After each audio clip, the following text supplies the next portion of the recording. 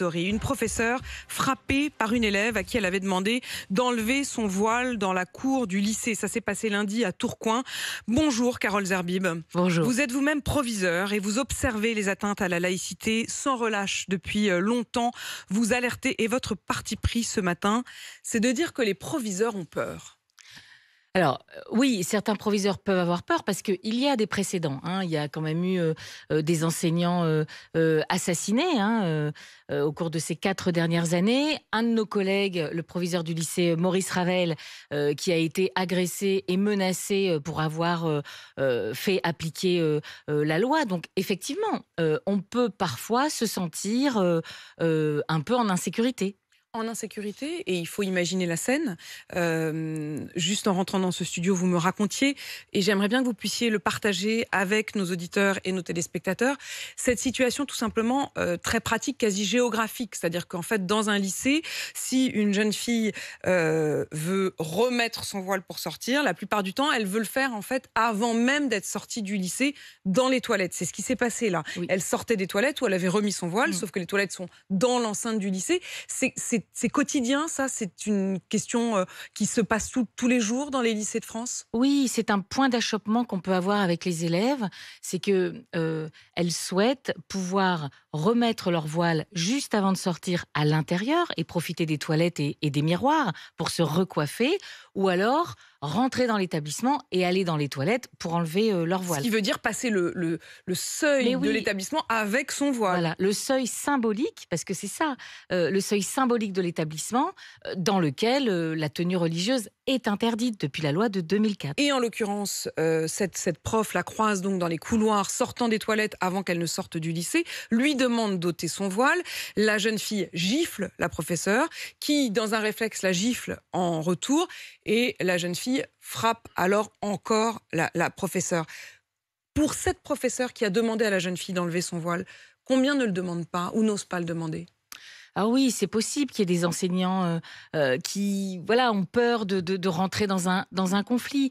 Il y a des élèves, et là c'est ce qui s'est passé en fait. Moi, ce que je trouve incompréhensible, c'est que cet élève ait vécu ce rappel à la loi comme une agression. Voilà. Et c'est pas une agression que de rappeler la loi et de faire appliquer la loi. Et ça veut dire que demeure encore une incompréhension. Et ça aussi, je le dis sans relâche. Notre rôle, c'est d'expliciter la loi aux élèves, de leur faire comprendre. Et c'est aussi normal que des élèves cherchent à se confronter à la limite. Ce qui n'est pas normal, c'est ce déchaînement de violence qui tout d'un coup est inexpliqué et peut même paraître complètement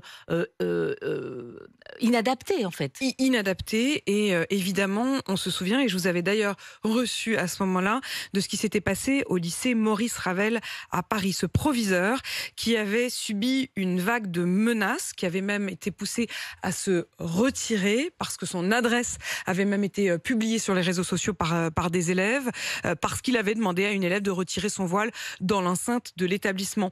On en est où de cette affaire du lycée Maurice Ravel ? Alors, il y a eu le procès le 1er octobre. Maintenant, la décision étant délibérée pour le mois de novembre.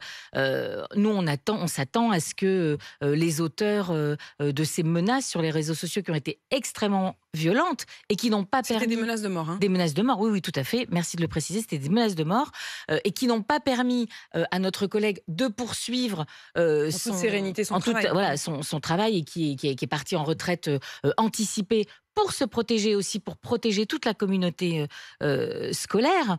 Donc voilà, on s'attend à ce que des sanctions lourdes, que la justice fasse son travail. Son avocat a dit les chefs d'établissement ont peur. Oui, il l'a dit, ouais. Oui, effectivement. Je pense qu'il y a des chefs d'établissement, au regard des précédents depuis 4 ans, qui peuvent avoir peur. Qui a envie de risquer sa vie parce qu'il fait son travail? Nous sommes garants de la loi et c'est important. Désormais, toute la communauté éducative, on a pu sentir pendant quelques années une sorte de flottement. On a quand même l'impression que là, tous les syndicats des professeurs, toute la communauté éducative, pour le coup, est absolument claire sur la nécessité de faire appliquer cette loi. Personne aujourd'hui ne dit, bon allez, il faut les laisser rentrer avec leur voile. On a l'impression quand même qu'il y a une sorte d'unité du corps éducatif aujourd'hui. Oui, tout à fait. Alors du corps éducatif, mais aussi de l'institution. Ça, c'est important aussi. D'ailleurs, c'est une nouveauté. Oui, parce que pendant un moment, C'était un peu pas de nous, c'est vague, ce qu'on a écoutez, on verra dénoncé. bien. Voilà, c'était le pas de vague, on mettait les affaires sous le tapis. Et là maintenant, on affronte les situations et on rappelle clairement la loi. J'ai une dernière question. J'ai regardé les chiffres de la laïcité. Les derniers dont on dispose datent de mars dernier. Après un pic des atteintes à la laïcité, ça descendait enfin. C'était après l'interdiction de l'abaya. Est-ce que vous avez des chiffres depuis? Est-ce que vous avez des tendances? Pourquoi on n'a pas de nouveaux chiffres plus récents? Alors, je ne sais pas, ça c'est le ministère qui doit publier ces chiffres, hein. Si le ministère ne les publie pas, nous n'y avons pas accès. Après, au SNPDN-UNSA, dans mon organisation syndicale, nous avons fait, il y a 3 ans, une enquête interne que nous allons relancer parce que nous souhaitons aujourd'hui mesurer la réalité de ces atteintes à la Vos laïcité. propres chiffres. Oui, nos propres Vous chiffres. avez Oui. peut-être un doute sur les chiffres tels qu'ils sont donnés par le ministère? Là, ils ne sont pas publiés, donc on ne peut pas les commenter. Donc ce serait bien aussi que nous, on ait une photographie de ce qui se passe réellement Et sur le n'hésitez terrain. pas, quand vous les aurez, à venir nous les révéler Bien sur sûr. RMC. Merci d'être venu ce matin. Carole Zerbib, donc proviseure à Paris, membre de l'Observatoire de la laïcité au sein du syndicat SNPDEN, le syndicat du personnel de direction d'éducation nationale.